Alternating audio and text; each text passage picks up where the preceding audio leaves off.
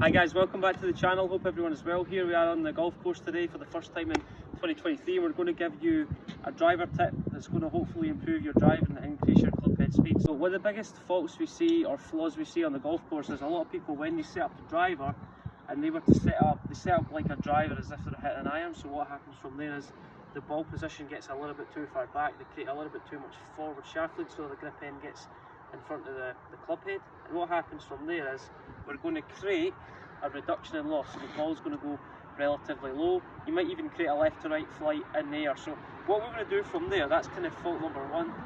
Flaw number two we see is when a lot of golfers will get to the top of the backswing, and if you think of the acceleration of the club, where we accelerate that club for impact, a lot of people will release the club early. So if you think where the golf ball is, where we should have, we'd say maximum acceleration, we release that club before the golf ball, and the tendency from there is we generally struggle to create any speed through the golf ball. We're quite tentative when making that acceleration. So what I want you to think about you're doing is you've got 6 inches behind the golf ball and 6 inches in front of the golf ball. Accelerate the club towards the target. So you're not accelerating the club into the ground. Don't get the club working too high, too low, too soon. We want to reverse that on its head. If you struggle with driver, we want to hit up on driver, but we want to keep the loft down. So that's going to help us create a higher lunge and not a lot of spin. So simple procedure: when you hit or set up to the golf ball, just start with your feet together.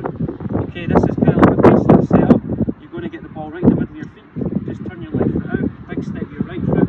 So that kind of places the golf ball off your left heel. One thing we're going to try to incorporate as well is when we set up to the golf ball, we want to create some shoulder tilt. So just put your right hand down your right knee, just put your right hand on the club. As you can see from there, my left shoulder is slightly higher than my right shoulder. The biggest thing we see when people slice the golf ball is their shoulders are a little bit too much open at address. So what we want to do from there is just visualise this club head. You just feel like you pull your right shoulder back slightly, because that's going to get your shoulders a little bit more in a closed position. It's also going to help you develop an in-out pass. 2 things: set up to the golf ball, turn left foot out, big step to the right, get the ball position off your left heel, create that tilt, put your right hand down your right knee, a little bit of tilt so the left shoulder's higher, pull the right shoulder back, so pin the right shoulder back, and what you're going to try and do is you're going to try and swing along the line with your shoulders, Raymond, and try and get the club to work a little bit more low to high to impact as opposed to high to low. So trying to create maximum acceleration after the golf ball. That if you struggle to release the club out, so go through our setup procedure: left foot out, big step right, ball position, second position, left shoulder higher, right shoulder slightly pinned back. I'm going to feel like my right shoulder starts to rotate behind my body, left shoulder underneath my chin, and from there, let's hope for the best. Try and execute this shot. And through impact, the club head has to feel like it's a little bit higher through impact. Almost like that. Hit it that good, I lost my balance. So guys, hope that video was helpful to you. If you've got any thoughts regarding that video, feel free to comment below with what you're working on within your game.